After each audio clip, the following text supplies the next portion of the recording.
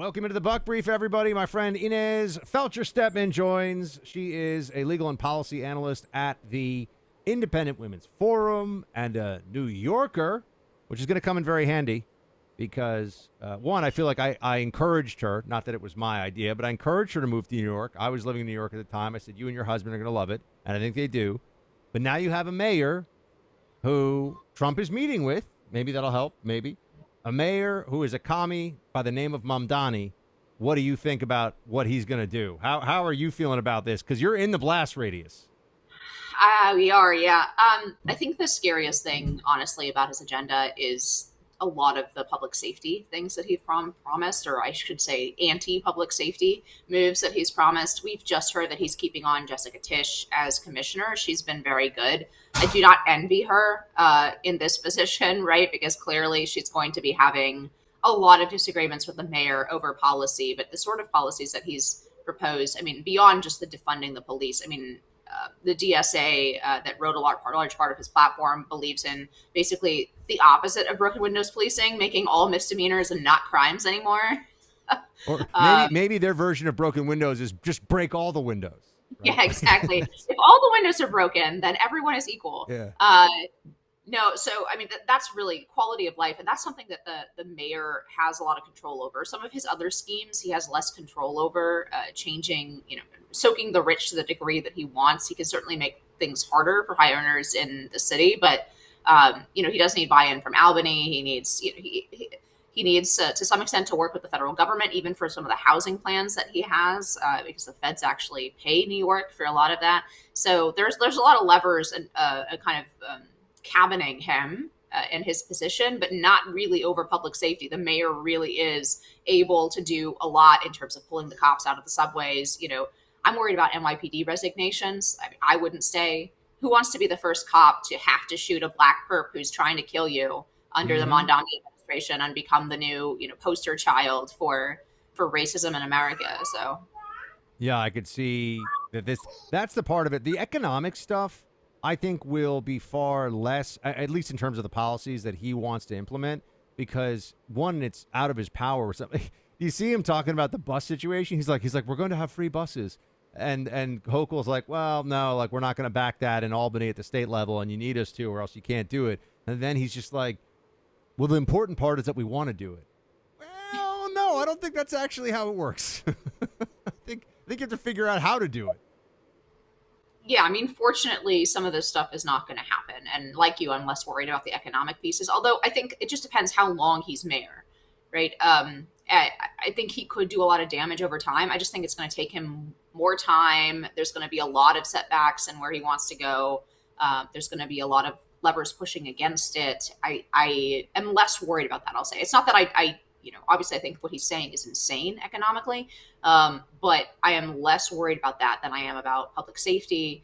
I'm worried he's going to take the NYPD foot off of the protests. One of the reasons that we don't have riots with these Palestinian protests as opposed to in 2020 is that the NYPD is there on the scene. They do a really good job of crowd control.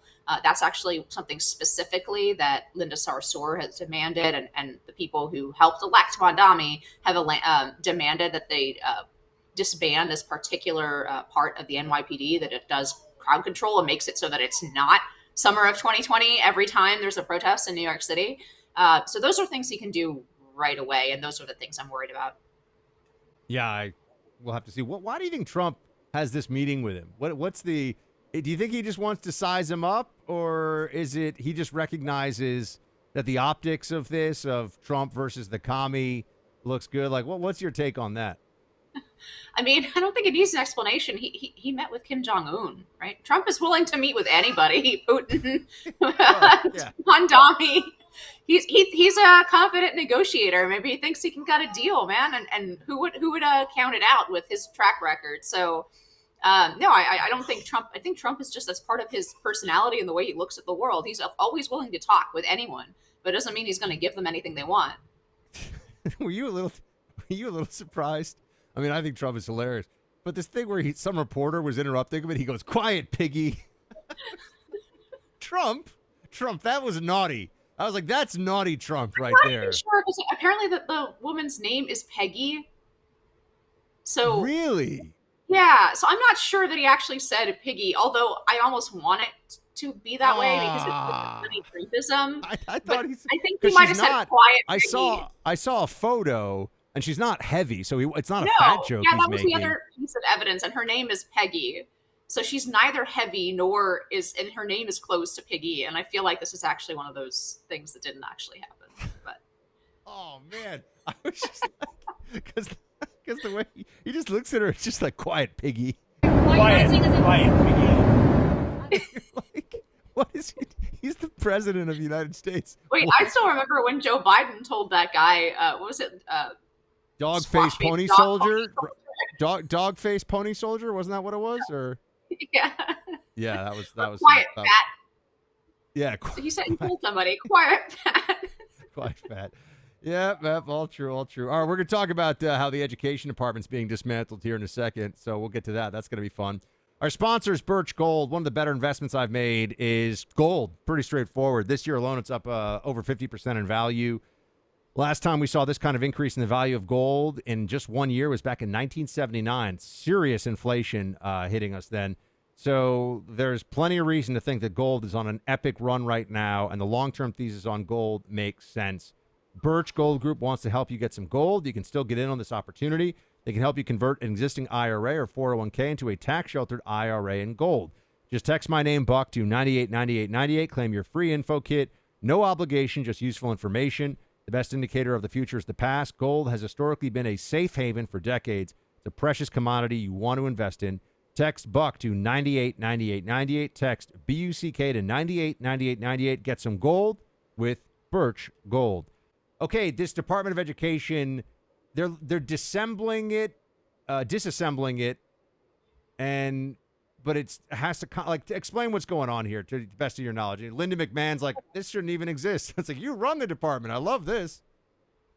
Yeah, I mean, this has been a conservative goal for literally since the department was created in 1979. Reagan wanted to dismantle it and didn't manage it, right? So this is not one of those things that is any different from what conservatives have been saying for 30 or 40 years. But of course, when Trump does it, everybody freaks out because he actually followed through on it. No, so there are a bunch of programs that are line item appropriated by Congress and they're administered by the Department of Education. And the Trump administration is saying, well, we're keeping everything that Congress has forced us to keep. Now we're going to go to Congress and ask them to scale back some of that stuff, but that's not within our power to change. What we can do is dismantle the actual department as an administrative body and put some of these programs where they might belong more appropriately. So for example, I think ultimately, they haven't done it yet, but ultimately I think student loans might go to Treasury, for example. There's pieces of this that went to the Department of Labor, went to the programs having to do with health in schools are going under HHS. So they're spinning out the programs that are actually appropriated by Congress, but Congress, there's no reason why the department itself has to exist. All of those bureaucrats have to exist. The Department of Education is essentially a pass-through entity. It takes a bunch of money and parcels it out to the states on a variety of program basis. Some of those things, as I said, are required by Congress. Some of them are vague, and Department of Education bureaucrats have been, distributing dollars to all kinds of awful things for a long time. There's also a large piece of the department I'm especially curious to see what they do with it. I assume it'll go back to DOJ, but the Civil Rights Division, OCR, within the Department of Ed. Now, that's been a crucial part of the Trump administration. They have done a fantastic job enforcing the Civil Rights Act against universities. I would not like to see that dismantled, and currently, I don't think DOJ really has the staff. I mean, they're overrun with things to do as it is. So I'll be watching for where that ends up going. But overall, this is a promise that he's following through on, and something that Linda McMahon promised as well publicly. So the only difference between what conservatives have been yelling about for 50 years and what's happening now is that, as always, it took Trump to actually execute it. So there's also this whole bunch of reporting that I've seen, Inez, about the test scores for let's California schools. I'll focus on that one first. California schools have seen enormous drop-offs in the test scores of incoming students, and even at the college level, I was reading that they have kids coming in now who can't do fractions who are in college. Like that's where their math level is, which I mean, people do fractions in like 6th, 7th grade, I think. I mean, something like that. Or 5th grade, maybe. What is going on with the move away from test scores? It feels like the data is so clear and shouting so loudly that everyone's going to have to go back to really using test scores pretty consistently. Yeah, I mean, there's just so many layers of bad progressive policy that have led us to this point. Let's start with the universities and work our way backwards into K-12. Obviously, in recent years, a lot of universities have dropped the requirement to submit the ACT or SAT scores, and they've done it purely on essay and then GPA. I'll point out that, and these are really basic questions that you're talking about. This is actually my alma mater, UCSD. We're talking about basic multiplication of fractions, really basic algebra 1 and 2 questions, multiplying polynomials, that sort of thing. Maybe people remember from their own high school era. These are really basic math concepts. And out of the kids in those remedial math classes, like some huge percentage, I think 20% of them had a 4.0 in math, and the average GPA within math was 3.7 for those kids who could not do fractions. So we'll get to the K-12 system in a minute. But first of all, they're admitting people who are unqualified, especially since they dropped the only objective piece of the application process. And I've been a long-time critic of the College Board and SAT, but this is the most objective piece of the application process. They've dropped that in recent years, and that's really spiraled downwards, a trend that has gone on for longer. And then, of course, they're admitting people on the basis of race. They especially want to bolster as many their admissions package with as many Blacks and Hispanics as possible. And the problem is there aren't enough Black and Hispanic applicants with actually the kind of, especially test scores, but even GPA to match the overall academic rigor of the university. So that's the university piece of this. But But then there's a question of why all these kids had 4.0s and they can't do fractions in math. Yeah, well, that's what I was going to. How does that happen? Yeah, and that's obviously a longer conversation, but we have one of the things that the education establishment has been bragging about for the last decade is how graduation rates and attainment rates have gone up. Well, it turns out that we haven't actually done any better job of teaching kids anything, reading, math. In fact, we've done a worse job if NAEP scores from the last round are to be believed, but we're just passing them through the grade levels. We're giving them good grades, even though we're giving them good grades for showing up, right? Maybe for making an effort, but we're not actually evaluating whether or not these kids are gathering the skills that they need to pass on to the next grade. And that's why you have people getting into the University of California with a 4.0 in math who cannot multiply fractions.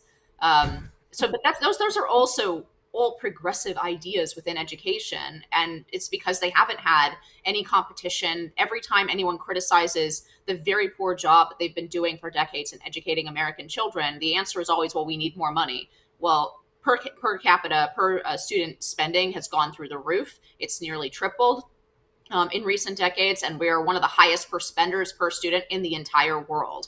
And yet, those results are going nowhere. But that's always the answer, right? We need more money, even though they have not done a good job with the money that they're getting, which is, by the way, $800 billion annually in K-12. If I could make you the head of the New York State public school system, is there, I don't even know if that's such a job, but is this fixable? Putting it at the state level, right? Like, I know we're getting rid of the Department of Education, so it's not like there's some education czar who can make everything better. But are there ways, do you think, to reform this system that are meaningful? I don't think there's any shortcut to utopia, but I do think there are a number of things that could be done to make things better. One is very obviously to give parents more control over the dollars that are spent. You're mentioning New York. I mean, New York spends upwards of $30,000 per child per year. That is more than the tuition of most private schools, and they have abysmal results. So that would be the first thing on my list, school choice. I know everybody likes school choice, and it seems like a very pat and trite answer, but I truly do believe, I believe in the Friedman maxim, right? That people will choose a better education for their child. They will care about whether or not their child reads more than some faceless bureaucrat in the district office, especially when they can just slap a 4.0 on that kid and get him into, the state school, right? So I do think that school choice not only provides the competition, it also provides the leverage over curriculum, over, decisions about whether or not to lane children in particular ways. I think that parents are better, frankly, at making these decisions than bureaucrats who have never met the child in question. The second thing is I would restore a kind of classical curriculum that is both interesting and rigorous. I mean, we talk all the time about how boys are more disengaged from K-12 education than girls are, but have you looked at the reading lists for the average eighth grader now? Ivanhoe is not on there. It's all about women sitting in a corner chatting with each other. It's House on Mango Street and the Joy Luck Club. But there's nothing for boys to be interested to read. And frankly, I think most of most of the selections, the DEI type selections where you care what percentage of your authors list is, LGBT, Right. is not good for girls either. It's not challenging material. And ultimately, it doesn't raise kids up into a universal world where they then have the references going through life to understand real literature, to understand, I don't know, a speech by Abraham Lincoln. There is a huge classical education movement that is burgeoning. It gives me a lot of hope. I think a lot of parents are, I know for my own child, we were probably looking at homeschooling for some period of time and then trying to find a classical school, because it's not just that the standards have fallen through the floor and that we're not even doing the basics of phonics. It's that there's nothing inspiring or elevating about the sort of things that they're teaching. It's not just pushing the woke out; it's putting good things in the curriculum. And I think that a lot of people in America are hungry for that kind of education for their children. Inez Feltscher Stepman, always good to see you, and congrats again on baby June. Super exciting as a fellow parent of a little one. It's the best, isn't it? So fun. Speed is so cute. I just want to, it's real quick here. Our sponsor is Preborn. We love babies, and we want people to have them. And Preborn is out there for the pro-life community. Got to tell you, Preborn is saving babies day in and day out by just being loving and supportive to these moms who are in a crisis pregnancy. And they give them an ultrasound, and they say, hey, just have your baby. We'll help you out. Make the choice here for life. It's a fabulous organization. Pick up your phone now. Dial pound 250. Say the word baby. That's pound 250. Say baby. Or you can donate at preborn.com/buck. Sponsored by Preborn. Inez, thanks again. See you soon. Thanks so much, Buck.